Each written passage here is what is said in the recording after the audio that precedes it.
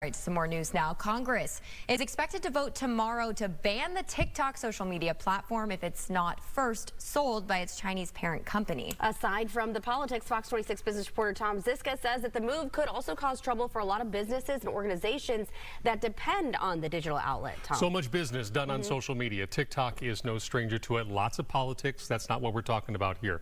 There are 150 million U.S. TikTok users. Among them, those businesses and organizations that thrive, largely because that's how they reach their customers and members. In a Sugar Land auditorium on Sunday mornings, the new Momentum Church packs in crowds of worshipers, which is pretty remarkable since it's only existed a handful of weeks. We started January 28th and had about 700 people come out to our first service. Here in the city of Sugar Land. Pastor Daniel Gregory says the mostly millennial and Gen Z congregation comes from an aggressive social media campaign on TikTok and other platforms. Without it, we'd be like 7 people meeting in a basement somewhere, you know, so having the church that we have is a result of being able to get our message out there to a broader reach of people. In the Sunnyside neighborhood, business at the Butterfunk Kitchen remains brisk.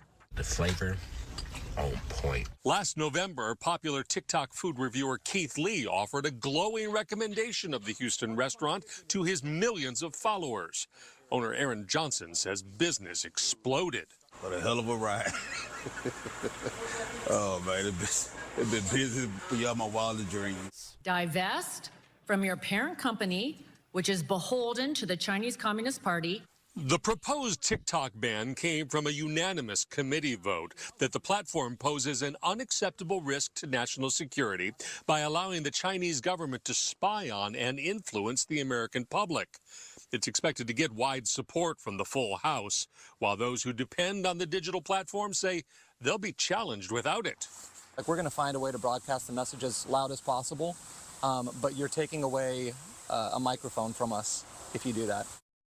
So even if the House passes the measure tomorrow, its future in the Senate is far from certain, even though President Biden has indicated that he would sign it if it gets to his desk. Wow. All right. Well, if this were to actually happen, how do you think, Tom, the ban would actually work? That's the real curiosity there, is how they do it. Likely they would ban the apps from Google and Apple and just shut them down. But there's a large idea that maybe this is just too narrow. Don't pick on TikTok directly, but rather make some rules, and Europe has done this, about how social media should be interacting with people and its keepers as well. So this conversation is far from over. Oh, man. It kind of makes me nervous, though. We enjoy TikTok. I know you do. Caroline really enjoys TikTok. Yes, I do. Thanks, Tom. Yeah. All right, well, we showed you our survey during Tom's story. So what do you think about this possible TikTok ban? You can vote on fox26houston.com or the free Fox 26 News app. I'm going to go vote right now.